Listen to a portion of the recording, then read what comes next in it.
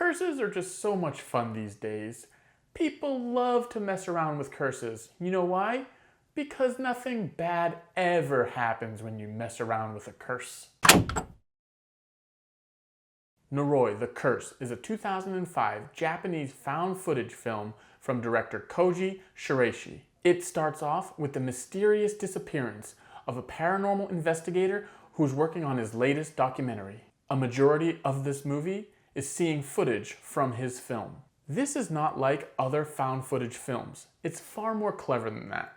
We're actually watching a majority of a documentary, so it has a lot of editing and sound and music to really bring things up because it's part of an actual documentary that's supposed to be for an audience. This enables the filmmakers to have a lot of leeway in terms of time, structure, and location. And it really uses it well. You think of most found footage films and they're all based off one location or one adventure, one small event, whether it's going into the woods of New Jersey for Blair Witch or going and investigating a haunted asylum with Gonjiam Haunted Asylum. So this film feels a lot bigger than its other predecessors. Because there's so many different times, locations, and characters, this hardly feels like a found footage film at all. It feels like a very polished footage film. This structure could possibly throw some people off if they're coming solely to watch your simplistic found footage film. This film clocks in at just under 2 hours, and we need all that time because of all the characters that we need to meet and understand and really learn the connections these characters have with the main story. You could even argue that you don't need all these characters because it creates so many subplots to get into the main plot. I think the main plot is strong enough without a lot of these characters. It can feel a little convoluted and discombobulating at the same time. But just because there's a lot of characters doesn't mean there's a lot of characterization. We don't really learn enough about our main paranormal investigator, Kobayashi. He is an interesting character and we don't even know that much about him. But based on some of his actions that he does, we want to learn more.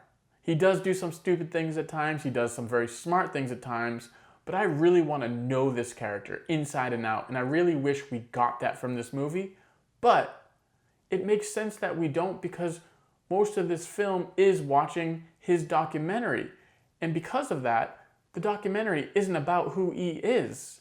Therefore, we wouldn't really see a lot of his characterization. We wouldn't see him at home and how he operates with his family. We wouldn't see him and learn about his past or anything like that because we're here to learn about the curse. Doesn't mean I didn't want to learn more about him though. Again, because of the endless amounts of subplots and so many mysteries and weird things occurring that you can't ever take a breath. You don't have time to take a breath. You don't have time to sort of rethink what you've already seen because you're constantly moving forward and forward and forward. It's kind of like the train that's supposed to go and stop at the stop, but if you don't jump on it, that train is going to go right by you and you're going to miss everything. So you better jump on board.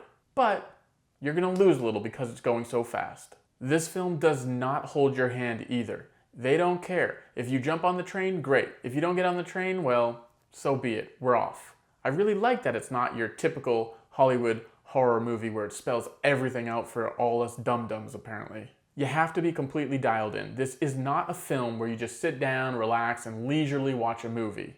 You gotta be ready for this one. It's just packed with so many things that it's hard to keep up. Dead pigeons, weird voices, multiple deaths, ghosts, super psychics, missing persons, ectoplasm, telekinesis, and a bunch of really weird Japanese talk shows that I don't fully understand, but okay, I'll go with it. The film even uses real-life actors as themselves, so if you know these actors from other Japanese movies or television, I feel like it's going to create an extra layer of intrigue because you already know these people. There's just a lot going on in this film. If there's one thing I really don't like about this film, it's the transition cuts. They do these cuts that are literally like 1.5 to 2 seconds long of black. It'll cut to black and then 2 seconds and then go back into a new set. It doesn't make any sense. I don't understand why they do it. It's awful. And if you were to add up all these 2 seconds of black film, I mean, I feel like you could cut a couple minutes off of this film.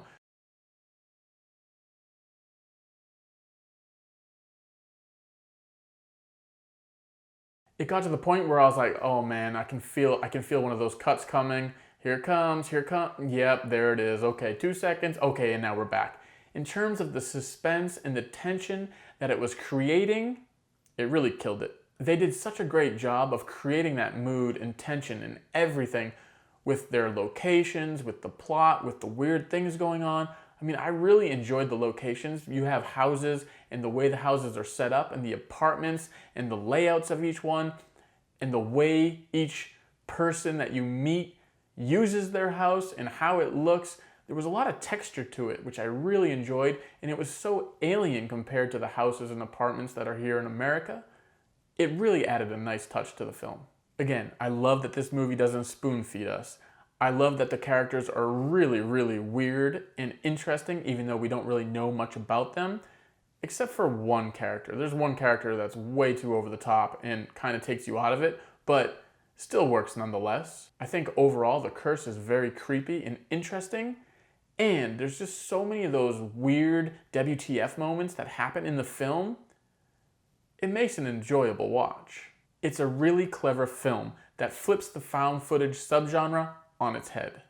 But I don't connect with the characters on an emotional level. I think if I wasn't too heavy and too doused with all this plot and subplot, and I was able to take a breath every now and then and really enjoy the character and really get involved with the character emotionally, I would love this film. All right, that's all I got, guys. I really think you should go check out this film.